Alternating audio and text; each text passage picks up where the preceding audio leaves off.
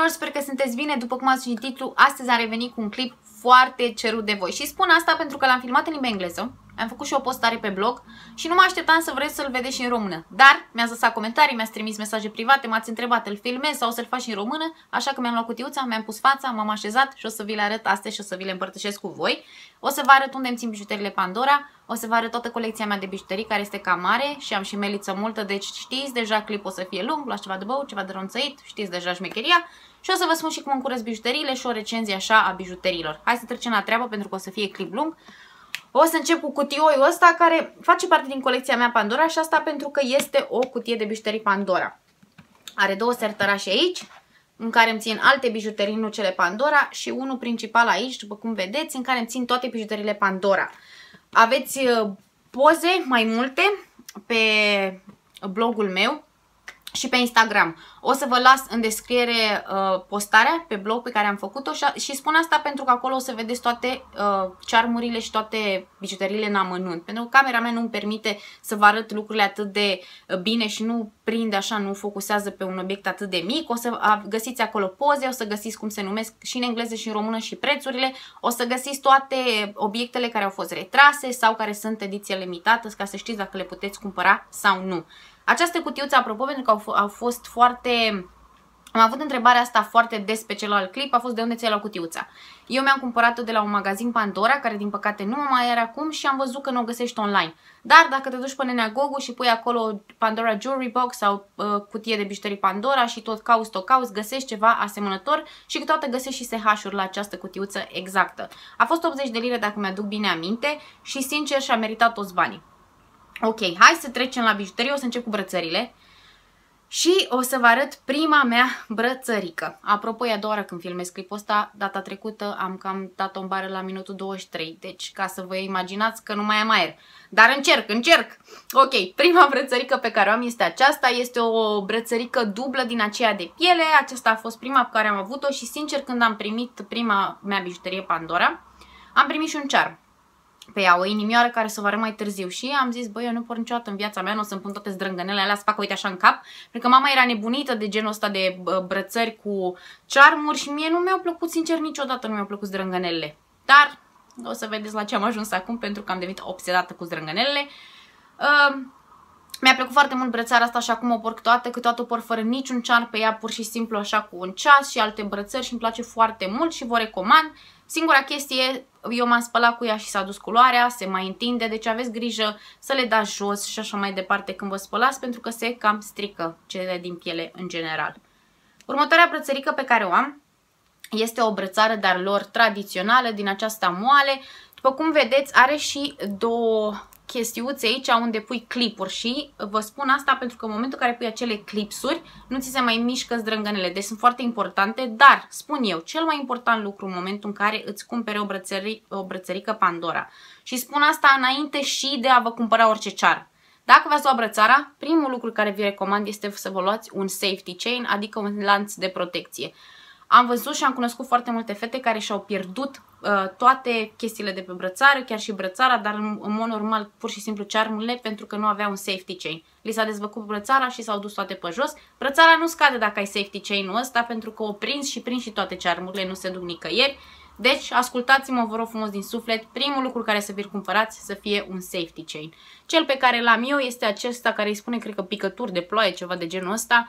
Este unul foarte simplu, dar foarte bun. Mai am două brățări și acestea sunt brățări din acestea bangles, cum le spun ei, adică sunt niște brățări solide, brățări tari. Arată cam așa, am una care este cea tradițională cu barrelul acesta rotund și mai am una care este mai specială așa, a fost ediție limitată, care are fața aceasta inimioară din Swarovski și are și un engravement pe ea care spune Always in my heart, mereu în inima mea. Aceasta mi-am cumpărat-o cu un charm de ziua mea. Mi-am făcut-o eu cadou așa către mine, da, să spun eu așa, către mama, dacă vă dați seama, dacă mă cunoașteți deja știți că am pierdut-o pe mama în urmă cu 2 ani și cu toate că nu ar trebui să investești sentimentele sau durerile sau să-ți pui oamenii pe care nu-i mai ai în obiecte materiale, eu am făcut lucrul ăsta și sincer, nu știu, simt așa că ea mereu lângă mine. Deci asta e povestioara cu brățara asta. Hai să trecem la inele. Inele am o grămadă, deci o să stăm aici ceva. Primele inele pe care le am sunt 2 la număr și sunt aceste tiara. O să vi le arăt imediat. Îmi cer scuze că mă uit în continuu în jos, dar mă uit la cutiuța asta și încerc să le pun să vi le arăt. Arată cam așa și am 2. Și am 2 pentru că uitați cât de mișto se văd așa. Le pot pune și invers și dacă mi-ați urmărit clipul în engleză, v-am spus că mi-am cumpărat ăsta încă un inel și când m-am dus la casă îmi zice pe și al treilea. Zic, tanti, nu vreau 3, ce al treilea? Nu, al treilea e gratuit. Zic, oh, aleluia, ok. O, dar prost își bagă la traistă. Dar nu știam ce să-mi aleg. Și tipa mea, ai văzut inelele astea? Că uite, le poți purta așa și invers și poți să pui inele între ele. Zic, bă, ce șmecherie, da, mai dăm unul. Mi-a plăcut foarte mult. Le port, o să vedeți, o să vă mai arăt așa mai multe hack-uri de-astea cu inele care le port împreună și arată super mișto și schimbă cu total, zici că ai un alt inel și îmi place foarte mult. Următorul inel pe care l-am, dacă mă urmăriți de ceva timp și mi-ați văzut haul de ziua mea, este acesta. Este un inel simplu de tip vereghetă, subțirel cu o inimioară roz. Acesta este de la mătușa și unchiul meu de ziua mea și îmi place foarte mult și bineînțeles că este așa foarte aproape de inima mea și îl port mereu cu drag și stăcuit așa cu mai multe inele sau simplu.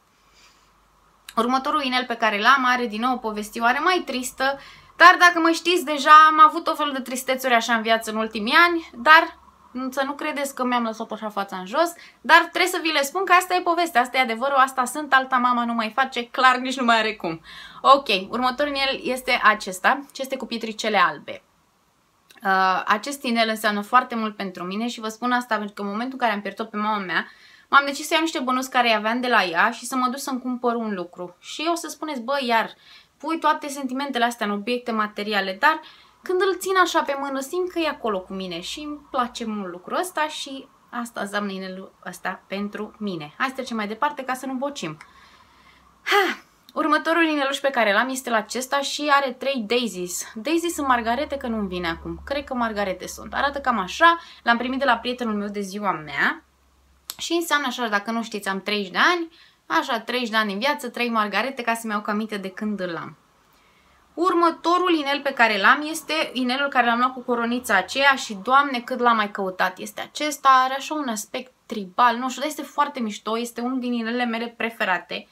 Nu știu dacă se mai găsește acum, din păcate, dar dacă este pe blogul meu sigur. Acest inel îmi place extrem de mult, mi se pare că dă atât de mult caracter unei ținute și dă așa un pic de... îți face mâinile mai finuțe, cu toate că mâinile mele nu sunt finuțe deloc, am niște mâini, zici că sunt broscoi. Mai am inele, mai am o grămadă. Am crezut că era să zic și mai am un inel, nu, mai am 7. Ok. Inelul acesta mi l-am cumpărat eu singurică din reduceri. La noi odată pe an aici găsești reduceri la Pandora și odată ai și o oferta aia cu 2 inele, primești pe al 3-lea gratuit. Acesta are 3 perluțe din acestea gri, din nou este un pic mai statement așa, îmi place foarte, foarte mult cum arată și cred că am dat cam 35 de lire pe el, deci clar s-a meritat la cât argentoiu avem aici. Trecem mai departe, cât mai putem să respirăm și avem acest inel. După cum știți, Pandora are gama aceea cu Your Birthstone, piatra ta pentru ziua de naștere, luna ta de naștere. Eu sunt aprilie și am diamantul, bine, asta nu e diamant, ne dăm cu ea, nu știu de ce fac chestia asta. Nu e diamant, este pur și simplu o pietricică din aceasta, semi-prețioasă, este foarte drăguț și l-am primit de la prietenul meu. Și tot de la prietenul meu am și această... acest inel tip vereghetă, care este format numai din inimioare. Mi-a dat bănuț să mi-l cumpăr și mi l-am luat din Londra anul trecut când am fost și mi-am sărbătorit acolo ziua de naștere și îmi place foarte mult că este foarte finuț și din nou le poți purta așa pe toate acestea subțirele împreună. Un alt inel cu o poveste tristă și din nou vă arăt cam ce fac eu cu banii mei. Este acesta, este o vereghetă foarte specială, din aceea cu pietricele Swarovski și aceasta mi-aduce aminte un pic de inelele acelea de la Bulgari. Cel puțin când pe vremea mea, când am făcut 18 ani, mi-am luat o vereghetă de aia din aur alb și aur normal, galben de la Bulgari și mamă, era atâta nebunia și tevatura și erau și unele așa cu pietricele care arătau chiar așa, numai că erau puțin mai grosuțe. Din păcate, în momentul în care am pierdut pe mama mea, prietenul meu își pierdea bunica, nu am fost împreună, deci nu ne-am putut sprijini unul pe altul și nici nu am putut fi la mormântări sau a trebuit să fim fiecare cu, scuzați-mi expresia, morții lui. Când m-am întors, am aflat că bunica lui mi-a lăsat niște bănuți și m-am decis de ce nu să mă duc să investesc un lucru pe care o să-l am toată viața, să-mi amintesc de ea. A fost un om extraordinar și da, asta l-am de la ea. Mai avem o margaretă de asta, dacă nu-i margaretă să-mi spune și mie în descriere să nu mor proastă. Ok. Una simpluță, asta cred că mi l-am cumpărat eu sau l-am de la prietenul meu și sincer asta nu mai țin minte exact, este foarte drăguță și cel mai mișto așa lucru este, poți să porți margareta și vii și cu alea 3 margarete și faci un inel nou, foarte special, foarte drăguț, foarte diafan, așa mai ales pentru vară și îmi plac foarte mult și separate și împreună. Vai, cu inelul ăsta și cu cercei la fel. Este inelul acela simplu de la Pandora, probabil l-ați văzut, cu o steluță. Mă, când a venit Crăciunul, zici că a dat Iama și toată lumea a cumpărat inelul și cercei ăștia. Erau și foarte ieftine și cred că toată lumea s-a decis, bă, ce luăm cadou de Crăciun? Lui nepoata, lui fimea, lui... Păi, luăm de-astea de la Pandora cu steluță, mă. Păi, și nu le găseam nicăieri. M-am uitat și eu, s-a uitat și el. Până la urmă mi le-a găsit și mi le-a cumpărat și mi-au plăcut foarte mult. Nu știu, sunt toate finuțe și mi-aduc aminte așa de Crăciun, dar le port tot timpul anului. Și ultimul inel pe care l-am este acesta, din nou tip vereghetă. Sunt un fel de romburi așa cu pietricele în mijloc, toate adunate. L-am luat din nou din reducere anul ăsta sau anul trecut, nu mai țin minte și îmi place foarte mult. Din nou, cum v-am spus, îmi place să le pun așa, să le port toate astea subțirele împreună, să-mi fac dita mai degetoiu așa de inele, îmi place foarte mult. Ca și perechi de cercei am doar 2 și o să vă arăt ce am. Am pe tanti margaretele, care le-am primit de la bunicii mei de ziua mea de 30 de ani și îmi plac foarte, foarte mult. Mi-a părut atât de bine că mi-au luat ceva care mi-au din setul acesta, că îmi plac foarte mult. Și, cum vă spuneam, de Crăciun am primit și cercelușii cu steluțe, ca și inelul, care sunt foarte micuți, de-abia puteți să-i vedeți, dar de-abia aștept să-mi schimb cerceia, să-mi pun margaretele după ce filmez, că m-am plictisit așa de libelulele astea. Ok, și acum hai să vă mai arăt un lucru. Mai am ceva aici care probabil îl vedeți în magazine și nu prea vă uitați la el. Și este acest deschizător. A fost destul de scumpicel, dar eu l-am ținut încă pe șnurul acesta și l-am avut la chei foarte mult timp, dar îl poți scoate și îl poți pune pe brățară sau îl poți pune la gât ca și pandantiv. La ce te ajută acesta? Să vă arăt imediat. Și o să spuneți că nu-ți trebuie așa ceva, dar credeți-mă, din nou, după lanțul acesta de protecție, asta a fost cea mai bună investiție a mea de la Pandora. Dacă aveți bijuterii Pandora, nu știu dacă ați văzut acolo click-ul, la revedere, am deschis brățara. Dacă aveți bijuterii Pandora și aveți și unghii lungi, știți foarte bine de câte ori, sau spuneți-mi voi, lăsați-mi în comentarii de câte ori v-ați rupt unghiile desfăcând brățările. Că eu le-am rupt de multe ori. Până când mă plângeam într-o zi în magazin, bă, îmi rup unghiile în continuu, ce să fac, am dat și cu dinții, dar mi-am spart și un dinte aici un pic, ce să fac și tipa mai spui, nu știi că avem ceva special? Mi-a plăcut foarte mult și chiar vreau să-l pun, să mi-l pun pe un pandantiv, este super, deci vi-l recomand. Și acum, hai să trecem la charmuri. Am foarte multe, o să trec prin ele cât pot de repede, o să vă spun așa cam cum arată, de unde le-am, ce înseamnă pentru mine, dacă au vreo însemnare specială, dacă nu, o să trec peste și hai să trecem la treabă. Am o biluță din acesta rotundă, este toată formată din inimioare, îmi place foarte mult, o am de la prietenul meu, este printre primele charmuri care le-am primit de la el și îmi place foarte mult. Am acest charm din nou rotund cu fluturaș pe el, acesta l-am din nou de la mătușa și unchiul meu și l-am primit. Ieri a fost Sfântă Mărie, apropo, când filmez, astăzi este 16 august și ieri a fost ziua mea de Sfântă Mărie, dacă nu știați mă cheamă și Măria, sau cum îmi spuneau colegii pe școală, Mărioara, și mă enervam și țipam, eu sunt Alex! Și mi l-au dat cadou anul trecut, eram în România pe 15 august și atât de tristă sunt, nu știu de ce, în perioada asta, pentru că vine și ziua cele mai bune prietene ale mele, Eliza, care, știi ceva, Eliza, fără să plâng, încerc să spun acum la mulți ani și te iubesc din tot sufletul și îmi pare rău că nu sunt lângă tine, dacă sufletul sunt mereu acolo. Trec mai departe că altfel o să bocesc. Da, și mi l-au luat anul trecut de Sfântă Mărie pentru că eram acolo, am fost și cu ea de ziua ei, anul trecut a fost superb și îmi pare rău că nu pot fi și acum acolo, dar din păcate nu obținem mereu tot ce dorim sau nu ne putem permite să facem tot ce dorim.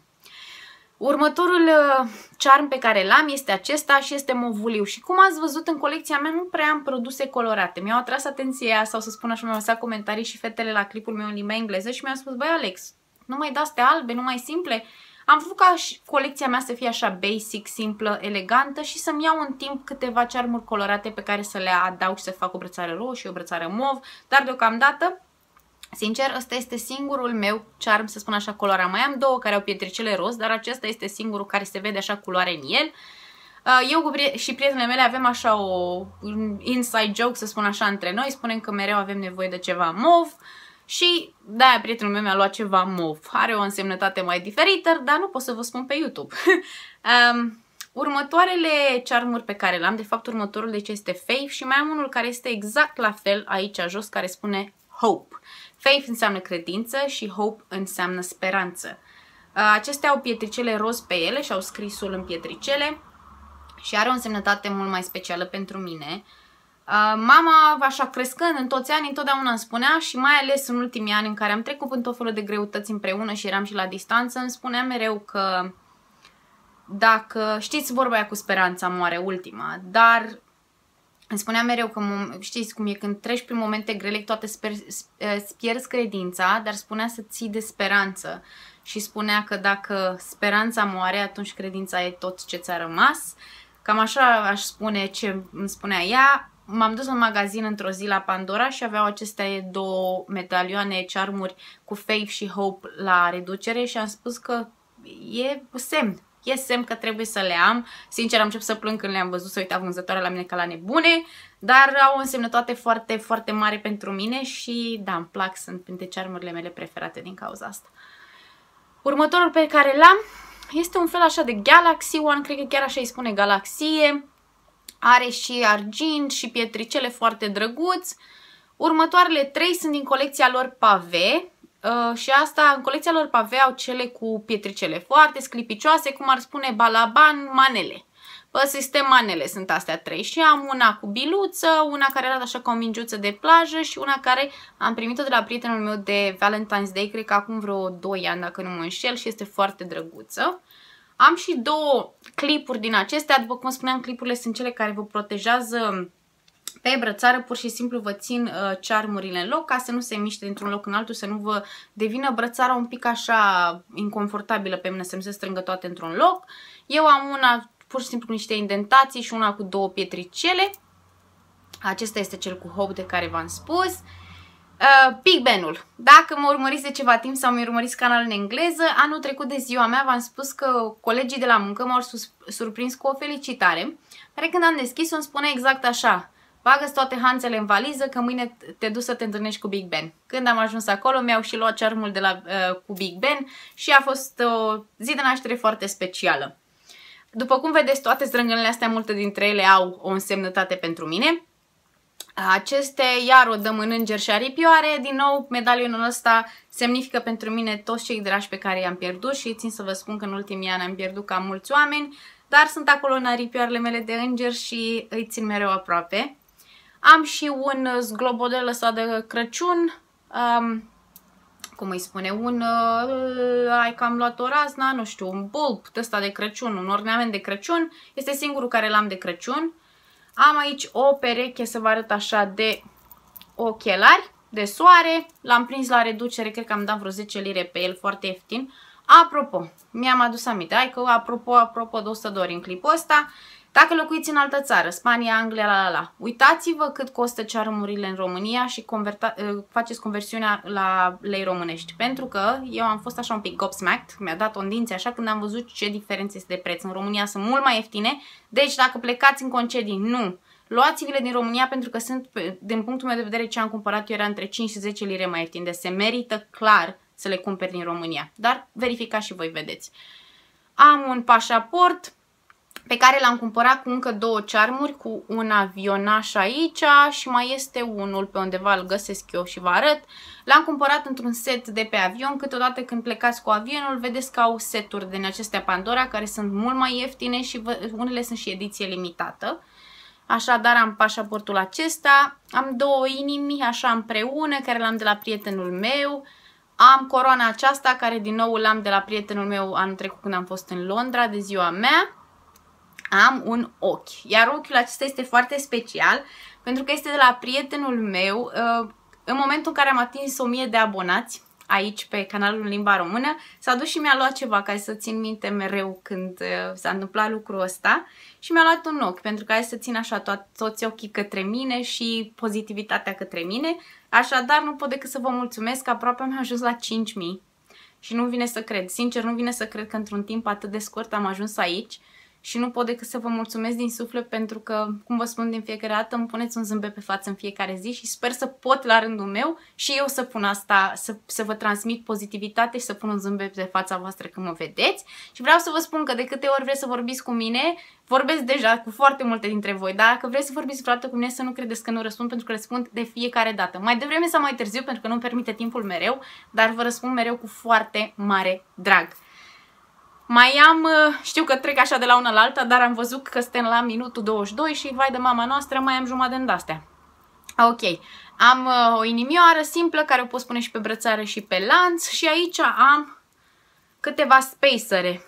Sunt acelea care le pui între charmuri, să umpli spațiile goale, să spunem așa, și am unul cu frunzulițe, unul cu inimioare cu pietricele, unul din nou simplu din acela pave de manele, încă unul cu inimioare, unul care este la fel ca inelul acela care l-am de la mama mea și unul cu fundițe, că mie îmi plac toate lucrurile cu fundițe drăguțe. Următorul charm pe care l-am este invers, dar este o cameră de filmat și din nou acesta este foarte special pentru mine. Toate charmurile acestea care au rămas aici cam au însemnătate pentru mine și spun asta pentru că toate au ceva, au, după cum vedeți, unul e îngeraș, unul e... Toate înseamnă ceva pentru mine. Camera de filmat am primit-o din nou de la prietenul meu în momentul în care am atins 100 de abonați pe canalul meu în limba engleză. Dacă nu știți deja, am un canal în limba engleză care îl am de 2 ani și 3 luni acum. Când am ajuns la 100 de abonați, sincer, urlam prin casă. Nu-mi venea să cred că 100 de persoane au ales să se uite să vorbească cu mine. Țin minte că ata îi spuneam, bă, tu-ți imaginezi 100 de oameni în casa asta? Nici n-am avea unde să-i băgăm, 100 de oameni! S-a dus și mi-a luat camera aceasta și îmi place extraordinar de mult și cred că toate fetele care fac YouTube au ceva de genul ăsta, dar asta înseamnă camera de filmat pentru mine.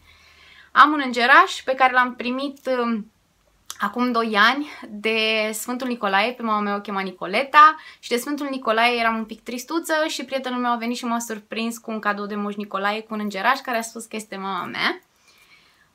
Acesta nu are o însemnătate, este o scoică cu o steluță de mare și l-am luat din nou la reduceri pentru vară, brățărica de vară. Acesta are o însemnătate pentru mine, este masca aceea de teatru care zâmbește și este tristă și scrie pe ea To Be or Not To Be, care este Shakespeare. Dacă nu știți, eu una din facultățile pe care le-am terminat este limbi și literaturi străine și am terminat spaniola și engleză, así que eu hablo español and I speak English. Dar da, mi-am dat examenul final în Shakespeare și, sinceră să fiu așa, pe timpul facultății mi-a plăcut foarte mult Shakespeare și încă îmi place. Sunt foarte romantic așa at heart și mi se potrivește, mai ales pentru că când am primit măscuța asta, oamenii care mă cunosc foarte bine știu că cu toate că sunt atât de pozitivă, numai cei foarte apropiați de mine știu ce simt cu adevărat și de-aia mi-au spus, nu că sunt cu 2 fețe, dar că am 2 fețe. Am o față pentru oamenii de lângă mine, care nu vreau să-i supăr și în sinea mea am o față mai tristă.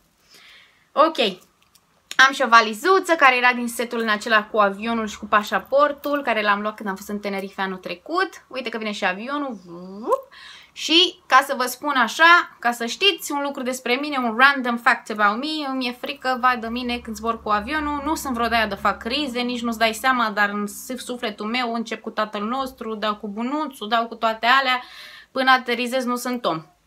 Acesta este primul meu charm de la ei și este o inimioară. Am un tort care l-am primit la ziua mea de 30 de ani de la bunicii mei. Și ultimul charm pe care l-am, și uitați că mi-a căzut și asta, nu știu ce am făcut acum, a căzut pe jos, este un elefant, care sincer nu pot să zic că înseamnă neapărat ceva, dar crescând în casă cu mama ne plăceau foarte mult elefanții, aveam foarte mulți elefanți, mama credea că ne face pozitivitate, feng shui în casă și toate cele și aveam toți elefanții ăia cu trâmbița către intrare, până că trăgeam Alexandru, dacă ștergeam praful și întrăzneam să întorc cu curul elefantul la ușă, mă lua dracu. Scuzați-mi limbajul, dar mă lua. Asta este colecția mea de bijuterii Pandora. O să vă arăt foarte repede și cam ce folosesc să le curăț. În primul rând am acest această cârpițică de la ei, care sunt foarte bune, vi le recomand. Am văzut că și Ioana mi-a arătat pe Instagram că folosește tot un cloth de ăsta pentru bijuterii. Sincer, curăță bijuteriile foarte bine. Cei de la Pandora vă recomandă să vă curățați bijuteriile în apă, cu săpun, apă simplă și cu săpun normal și să luați o periuță foarte moale de dinți să le curățați. Și o altă variantă care am eu pentru bijuteriile mele este Jewelry Wipes. Sunt niște șervețele umede de bijuterii, sunt de la Connoisseur, arată cam așa și sincer sunt foarte bune. Dacă pui lanțul acum sau orice bijuterie care o ai pe tine și încerci să le cureți, se negrește imediat. Deci îți ia, dar ți le curăță foarte frumos. Ei mai au și niște produse din acelea în care le bagi așa într-un lichid și le scoți. Eu am ales aceste șervețele pentru că nu sunt la fel de damaging.